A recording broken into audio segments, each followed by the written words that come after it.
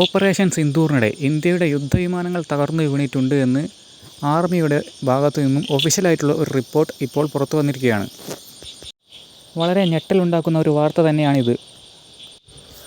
എത്ര യുദ്ധവിമാനങ്ങൾ തകർന്നു വീണിട്ടുണ്ട് എന്നോ അതിൽ നമ്മുടെ ഏതൊക്കെ യുദ്ധവിമാനങ്ങളാണ് ഉൾപ്പെട്ടിട്ടുള്ളത് എന്നോ വ്യക്തമാക്കിയിട്ടില്ല. പാകിസ്ഥാൻ അവകാശപ്പെട്ടത് 6 യുദ്ധവിമാനങ്ങൾ തകർത്തു എന്നാണ്. എന്നാൽ അത് തികച്ചും തെറ്റാണെന്നും ആർമി വക്താവ് പറയുന്നു. ഇത് ഇന്ത്യയുടെ ഭാഗത്തുണ്ടായ പിഴവ് കൊണ്ട് വീണതാണെന്നുള്ള സംശയവും നിലനിൽക്കുന്നു.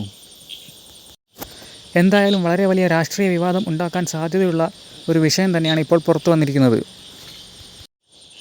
ഇതിൻ്റെ വിശദമായ റിപ്പോർട്ട് ഉടൻ തന്നെ സൈന്യം പുറത്തുവിടുമെന്ന് നമുക്ക് പ്രതീക്ഷിക്കാം. ഇന്ത്യ ഒരു ജനാധിപത്യ രാജ്യമായതുകൊണ്ട് തന്നെ എല്ലാം ഒളിച്ചു വെക്കലൊന്നും അത്ര എളുപ്പമല്ല. രാഷ്ട്രീയ നേതൃത്വമോ സൈന്യമോ ഇതിൻ്റെ വിശദീകരണം ഉടനെ തന്നെ നൽകേണ്ടി വരും. പ്രതിപക്ഷം ഇത് ആയുധമാക്കും. ഓപ്പറേഷൻ സിന്ദൂറിനിടെ സൈനിക വക്താക്കൾ ഇന്ത്യയുടെ യുദ്ധവിമാനം തകർന്നിട്ടുണ്ടോ എന്ന ചോദ്യത്തിന് വ്യക്തമായ ഒരു ഉത്തരവും നൽകിയിരുന്നില്ല. യുദ്ധമുണ്ടാകുമ്പോൾ 2 ഭാഗത്തും നാശനഷ്ടങ്ങൾ ഉണ്ടാവുക സ്വാഭാവികമാണ് എന്നായിരുന്നു അന്ന് അവർ പ്രതികരിച്ചത്. എന്തായാലും ഇതിൻ്റെ വിശദമായ റിപ്പോർട്ട് ഉടൻ പുറത്തുവരുമെന്ന് നമുക്ക് പ്രതീക്ഷിക്കാം.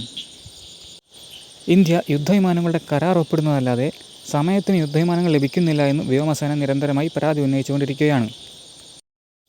പ്രധാനമായും തേജസ് യുദ്ധവിമാനത്തിൻ്റെ കാര്യത്തിലാണ് വലിയ ഡിലേ വന്നുകൊണ്ടിരിക്കുന്നത്.